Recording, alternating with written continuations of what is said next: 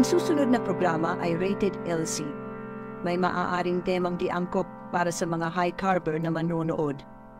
Patnubay at gabay ng LC coaches, doctors at dietitian ang kailangan. Hello sa inyo! Ako po si Martin. To describe myself, I'm 6'2" in height. I weigh roughly around 400 pounds. Sikreto lang natin. Hindi ako kayang sukatin ng ordinary weighing scale. Sabi nila, funny daw ako. O funny walain lang. Ang totoo niyan, issue ko talaga tumawa at maging masaya at issue ko rin kumain. Meron ba ako katulad dyan sa lugar ninyo? Dahil sa mga maling pagkain at labis na bisyo, naabot ko with flying colors ang metabolic disorder na tinatawag. Siyempre, habang nagkakaedad tayo, hindi tayo pauhuli. Dapat meron tayong maintenance. Hindi kasi pag wala kang maintenance, paglabas ka na ng 30s. Diba mga friends? So, samahan niyo ako sa aking journey na sana ay kapulutan po ng aral. Subukan natin baguhin ang lahat from being morbidly obese to the best health ko na walang body pain at maintenance. Kaya yun? Subukan ko muna. Then try nyo. Baka umubra din sa inyo, di ba?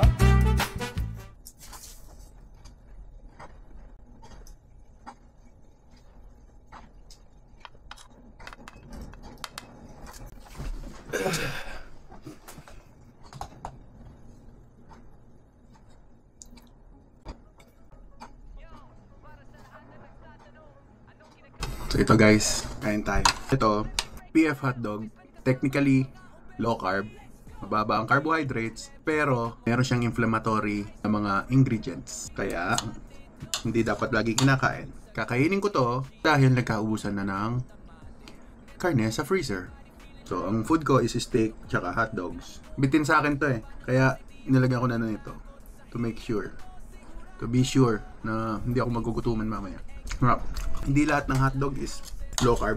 May mga hotdog na mas mababa may mas hotdog na mas maganda quality dito.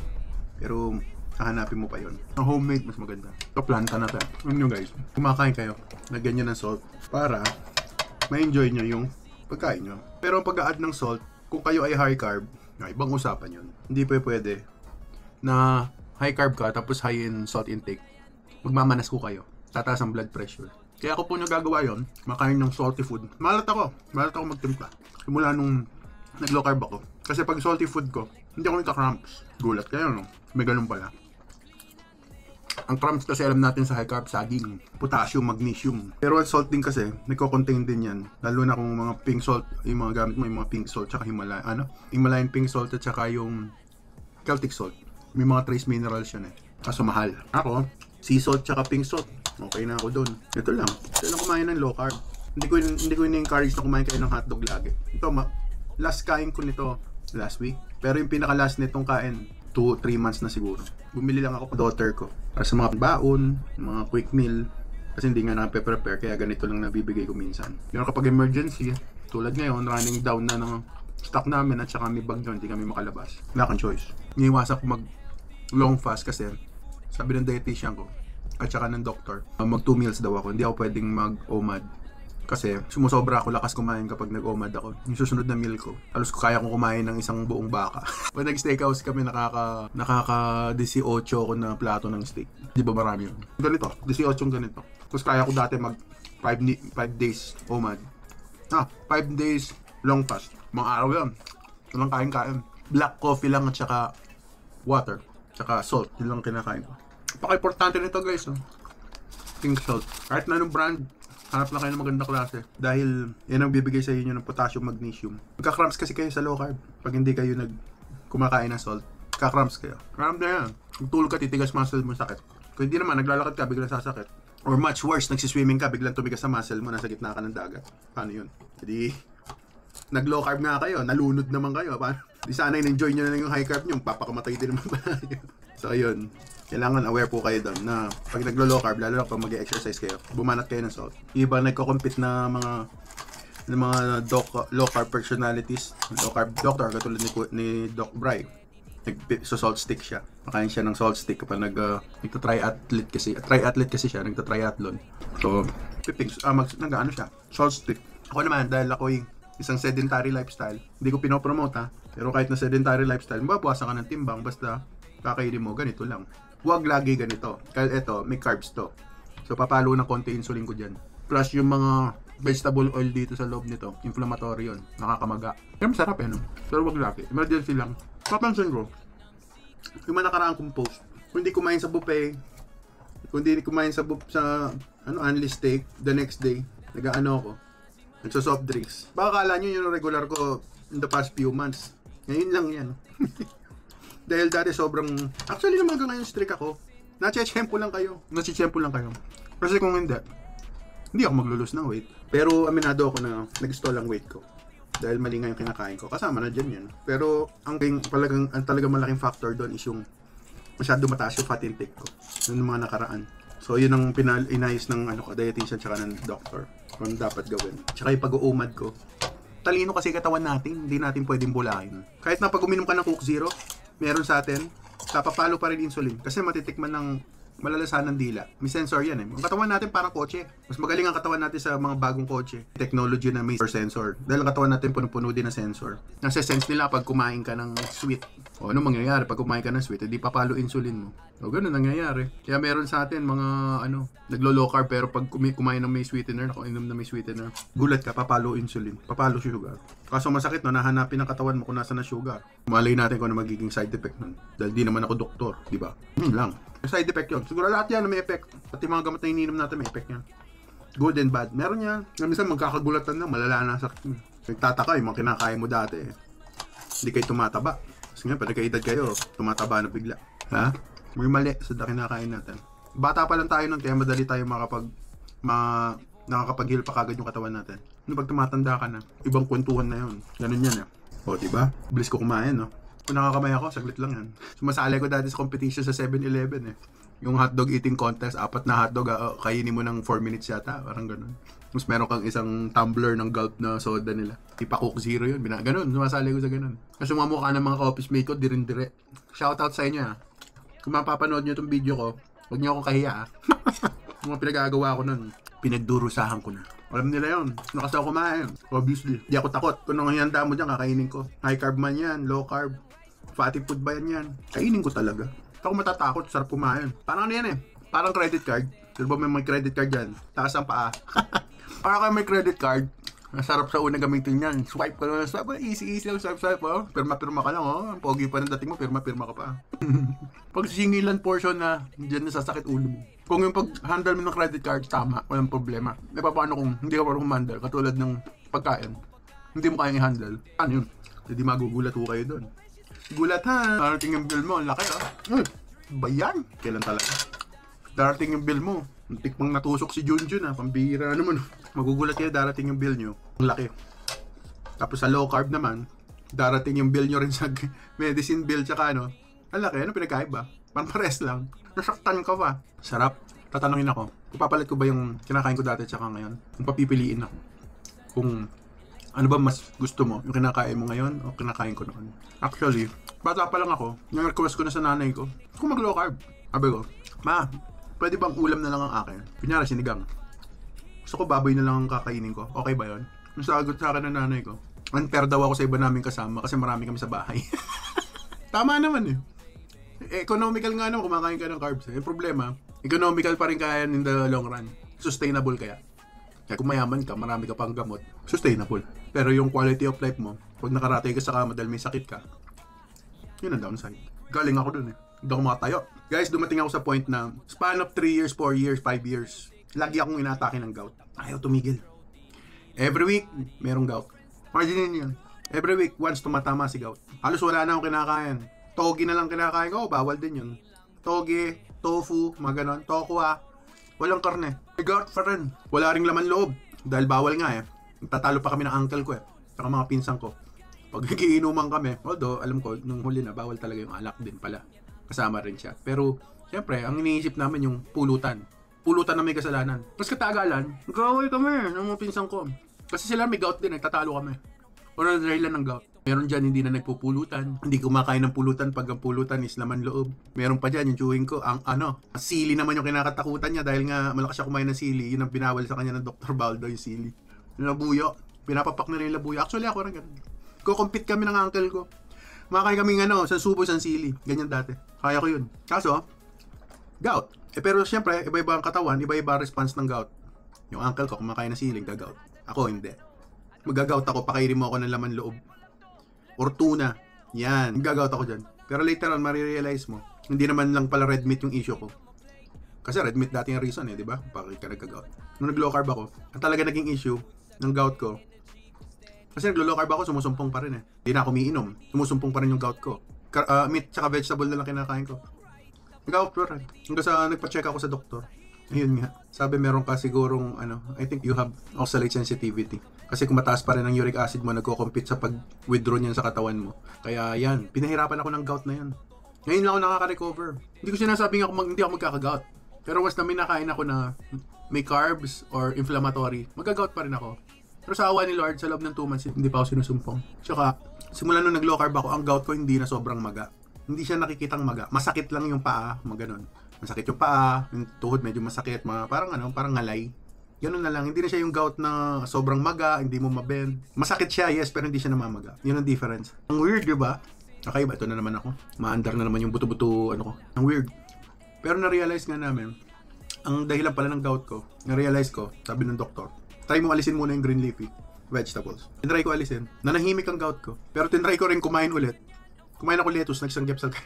After 3 days na magana naman ang paa ko. Sumakit na naman. Alam nyo, suggestion ko, bago kayo maniwala sa isang bagay, mas maigi subukan nyo. Yung sinasabi ko, huwag yung paniwalaan. Kayo maniwala, okay lang yan. Healthy pa kayo. Pero once na nagkasakit na kayo, at hindi yung umuobra yung mga gamot na binibigay sa inyo ng doktor, sasabihin maintenance na forever. At kung gusto nyong magbago ang status nyo sa panahon na naghihirap na kayo, balikan nyo tong video ko. Natatandaan nyo na may marking na magsasabi sa inyo na meron pa kayong chance. May chance pa kayong ayusin ang way ang eating nyo. Pag low carb, hindi ka magutom. Kaya ako nakatagal hindi gutom. Paano ko nasabing hindi gutom? Kakain ka protina, bigat-bigat sa tiyan ng protina. Ayusin ko yung computer ko. Kakain kayo ng protina, ang bigat-bigat niyan. Sa isang araw, 800 grams yung sa akin na binigay ng doktor. Dati more than that pa yung kinakain ko. Plus yung liempo pa. Kaya dati. Ngayon, 800 grams of protein. Less fat yung binigay sa akin diet. Kasi may fat na naman din tong protein. Kakain ka ng 800 grams. Kung regular kang tao, yung size mo siguro nasa 5'5". I think hindi mo kayang umubos ng ganun karaming pagkain. Matakaw ka na lang pag nakaubos mo yun. Tulad ko. Actually, yung 800 na yun, feeling ko ako lang yun sa akin Doktora, shout out, dietitian. Ako yung ng additional. Pero hindi ako masyadong nagtitimbang lately Kasi totoo, masaya na ako na yung sugar ko bumaba. Yung pagkapayatan na yan bonus na lang. Hindi ko issue yung mataba ako. Mumblema pa nga ako dahil yung mga damit ko hindi na magkakasya. Dahil ang dami kong malalaking damit. Ay, hindi ko na nga masuot yung iba dahil nag-loose na. Nakita nyo ba yung t-shirt ko na doon sa intro ko na may buffet? Sulat dun, kulay black na may star, na red ang shirt. Buffet, nakasulat. Di nakasya sa akin. Nagmumukha ako losyang pag suot ko yun. Nagagalit yung misis ko. Ba't yan na naman nasuot mo? Yung mga damit ako hindi na masuot. Kaya, so, may chance Enjoy nyo yung carbs nyo, walang problema. Hindi ko kayo i-criticize, naiintindihan ko kayo. Kasi isa rin ako dyan sa mga katulad nyo. Hindi rin ako naniniwala sa low carb. Hindi ako naniniwala. Dumating na ako sa point na namamagana ako. May sakit na ako. That time, sigurado, lahat na nasanto, na alam niyo at pinaniniwalaan nyo, tatawagin nyo. Sa sakit, sa takot, matatakot kayo. Pag ako natakot ako, may sugat ako sa paa, laki ayaw gumaling. May gout ako, di makatayo, napapapoops na ako sa kama. Dumating na ako sa ganun, tapos napapawiwi na ako sa kama, may konti na akong basa-basa sa harap pagising. Anong ibig sabihin? Hindi pa kaya ako nun? Healthy pa ako nun? Talagay nyo, matutulungan pa ako nung gamot kung hindi ko babaguhin yung sarili ko, hindi ko babaguhin yung way of eating ko. Low carb, hindi gutom. Kakain kayo ng tamang protein. Hindi kayo kakain ng mga kanin. Kasi yung kanin papabigat ng tiyan Subukan nyo, kumain kayo protina. Puro ulam, makipamiesta kayo. Puro ulam lang kainin nyo. Tignan natin kayo nagabihan kung kaya nyo pa kumain. Feeling ko, inaumay na kayo, magpiprito na lang kayo ng tinapa or daing danggit dahil nga ayaw mo na kumain. Kasi ganun siya. Busog. Yes, mahal. Mahal ang karne. Pero kung creative ka, maraming paraan na hindi ganun kamahal ang kinakain ng low carb. Kailangan creative ka. Kung hindi ka creative, umpisa pa lang, suko ka na, mahal. Kahit ako, ganyan din ako dati. Umpisa, mahal. Nung siningil na ako 8,000 monthly, ano yung mahal? Bibili ko ng karne na cut-off mga 3,000 cut-off. O bibili ko ng 7,000 na gamot. So, imagine niyo yun. Tigti 300 na lang kamo karne. 10 kilo. Oh, less than 800 grams na lang kakainin mo every meal. Twice. Every day. Twice a day ka kakain. O baka sa inyo, iba sa inyo, hindi naman mataba. Pwede kayo mag-uban kung gusto niyo. Imagine niyo yun kung hindi ba kayo busog. Sa halagang 3,000 pesos. Kung ayaw niyo ng baka dahil medyo mahal, hindi baboy, may taba pa, sarap nun. Yempo, my favorite. Second favorite ko sa steak yun, yempo. Ayoko ng pork chop. Dry pag natuyo, hindi na mainit, na may tigas. Ganun. Hindi siya mahal. Depende sa creativity mo. Depende rin sa trip mo kainin. Kasi pwede rin naman, puro dilis kainin mo. Yung dilis, kilawin mo. Alam mo yung dilis? Kilaw mo yung dilis. Lagyan mo ng luya kung ayaw mo ng plain suka at saka asin lang. Huwag mong luya, huwag ka maglagay ng sibuyas. Kasi sibuyas matamis. Focus kayo sa meat. Walang mga shadows. Kung talagang hindi nyo kaya, hindi mag-chili mag-sili kayo. Pero, warning ha, may carbs din ng sili. Alam ko dati, wala. Meron pala. High carb daw siya. Lalo pag naparami ka. Tapos sa masakit, syempre, gulay. May gulay yun eh. Baka may oxalate yun. For sure. Madadali ka dun. Oxalate. Mamamaga ang gout mo kung may gout ka. Kung wala ka naman sensitivity sa gout, hindi ka nagkaka-kidney stone, mga stone. Kadalasan oxalate yun. Combination yun. Tsaka calcium. Nasaan ang salt dun? Oh. Sabi nila yung sakit sa bato, salt. Kasi malakas ka kumain ng salt. Hindi. Uric acid yun. Tsaka calcium. Tsaka samutsari na yun. Lahat ng mga nagiging stone. Walang salt dun. I-search nyo. Sinearch ko na yun. Kung mali ako, edi sorry. Gagayahin ko na lang yung mga sikat na doktor na nagsosorry. Pero in reality, yes, mahal, magastos. Pero sarili mo naman ang gagastusan mo, hindi pa ba worth it yun? Kaya ka nga nagtatrabaho, nagpakakuba, nag-ipon para sa sarili mo, para sa future ng pamilya mo. Hindi mo ba maiisip na bigyan ng panahon at pagkain ng sarili mo? May mga panahon tayo makakabili tayo ng bagong cellphone, makakabili tayo ng kung ano-ano, motor. O sabihin mo, kailangan mo pang araw-araw. Bakit? Yung pagkain ba, hindi mo ba kailangan pang araw-araw? Kailangan mo kumain, tol. Sis, bro, di ba? Kailangan mo kumain. Dahil ang pagkain ng whole food na katulad nito, animal-based po ang ang diet na nire-recommend ko para sa mga may sakit na naglo-low carb. Kung gusto niyo mag-veggies, konti lang, side dish lang. Huwag niyo gagawin na parang kanin. Kung gusto niyo mag-kanin ng style, itlog. Yung itlog ang gamitin yung kanin. Mag-boil kayo, pwede nyo sunny side up yon. Nasa sa inyo kung ano pong gusto nyo gawin sa itlog. Basta itlog ang tsaka protein, meat, and fat. Importante yung fat kung payat kayo. Ako. Yung mga ka-obese friend ko dyan, huwag kayo masyado sa fat. Bilang kaibigan nyo, nagsasabi ako sa inyo, huwag kayo masyado sa fat kung obese pa kayo. Para mas ma-burn yung fat nyo. Kung gusto nyo. Kung ayaw nyo, okay lang. Kung saan kayo masaya na rin ako dun. Dahil nga magkaibigan tayo, minsan, papapansin nyo may pagka-harsh ako magsalita. Pasensya na kayo kasi ako'y pinalaki ng aking ina na ganito.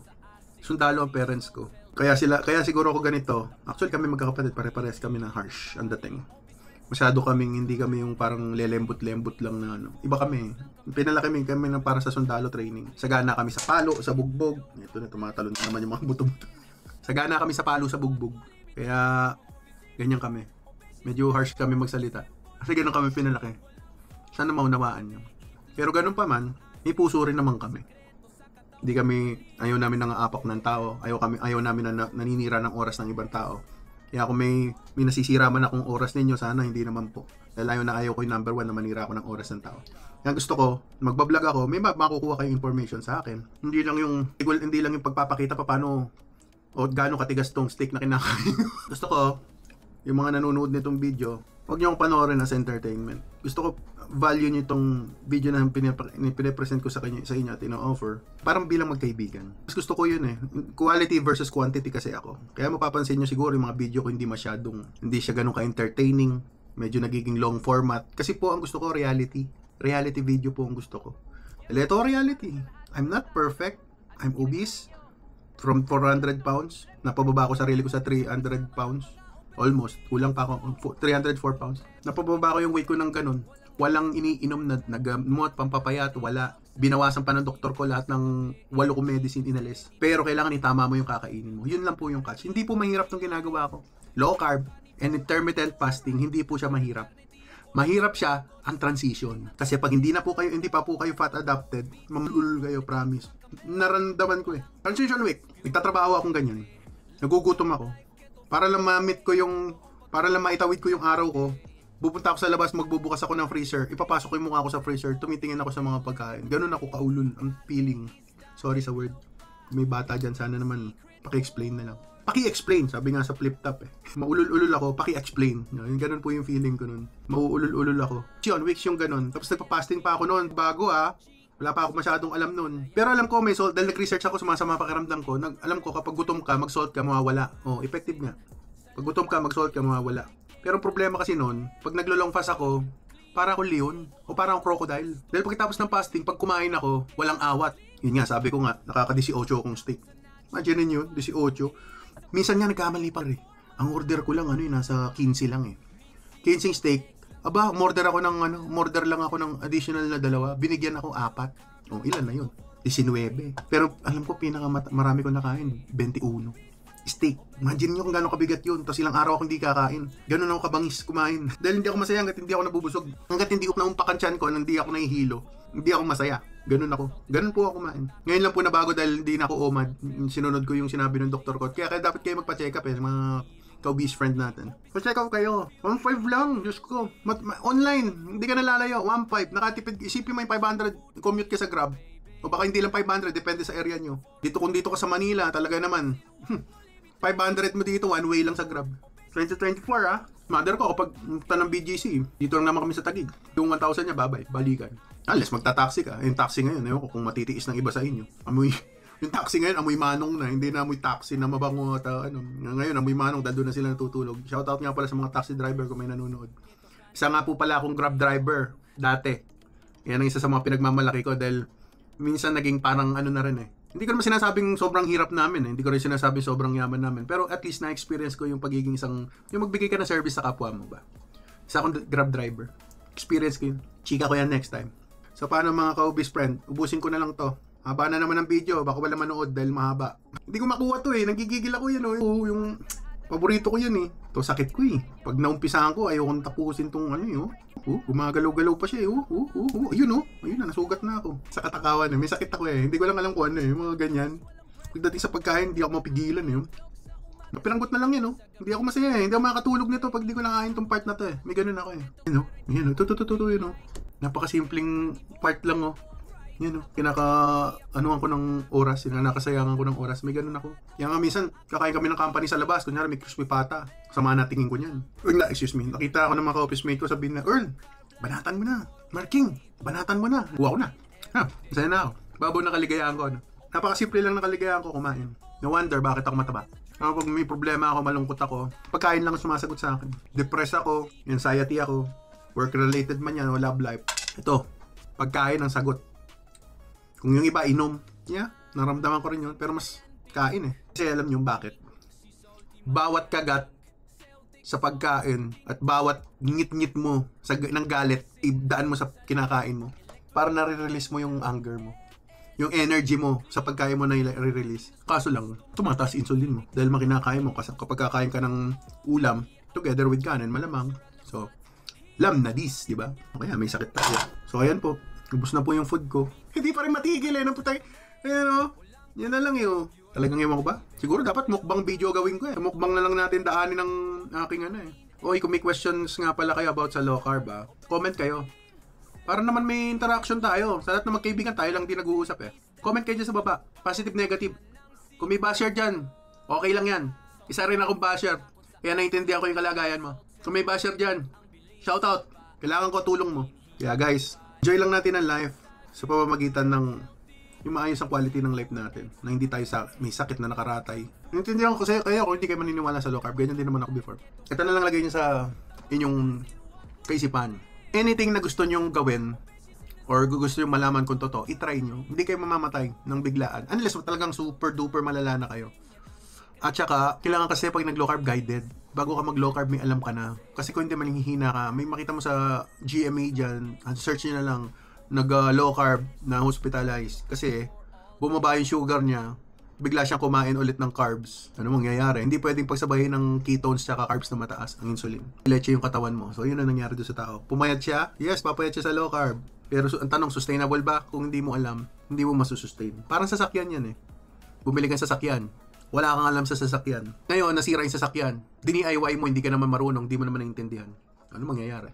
Masasagot nyo yan. Sigurado ako, isa sa inyo, once in your life, nag-DIY na rin kayo. At Imbes na do it yourself at naggumanda, naging destroy it yourself. Basta tayo, meron yan, posible. Dami ko na nakita, pinsan ko, nanay ko, ganyan. May kanya-kanyang DIY. May kanya-kanya silang DIY, tapos nagiging akala nila okay na, biglang mapapalala.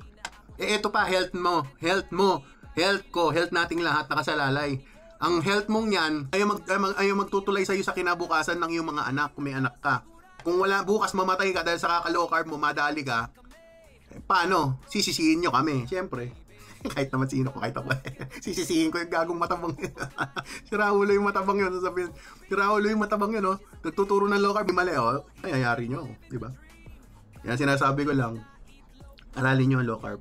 Kanino? Magpo-post ako ng mga pictures siguro dyan. Kung sino mga personalities na pwede nyo kontakin. At saka, yun nga, mga low carb doctors. Meron, ang doktor ko nasa Oman. Bigyan ko yung clue. Nasa Oman ang doktor ko. O, diba? Ano sila? Check nyo yan, yung AHA by Atensios. Yan, doktor ng nanay ko yan nandyan. Low carb doctor. Ako naman yung sa Oman, partner naman ng AHA by Atensios. Meron silang doctor's desk yan. Meron silang vlog. Yung sa AHA by Atensios, tsaka yung doktor ko, si Doc Suset. Yan, hi Suset. Yan na, Doc less fat ako, more on protein, kaso hindi nagtitimbang. Yari ako kay, sa dietitian game. Yan ako kay Miss Bern. Hanggang sa susunod na lang guys, mga besh! Sana may nakuha kayong aral at makatulong sa inyo. Gusto ko lang, magaling din kayo at katulad ko, mag-heal sa mga nararamdaman yung metabolic diseases. Hanggang sa puli, ako ang inyong lab, guinea pig, so big. Ang inyong friend, your best friend. Bye-bye! Salamat, let's go! Ang inyong love guinea pig so big, ang inyong best friend, obese friend. Let's go!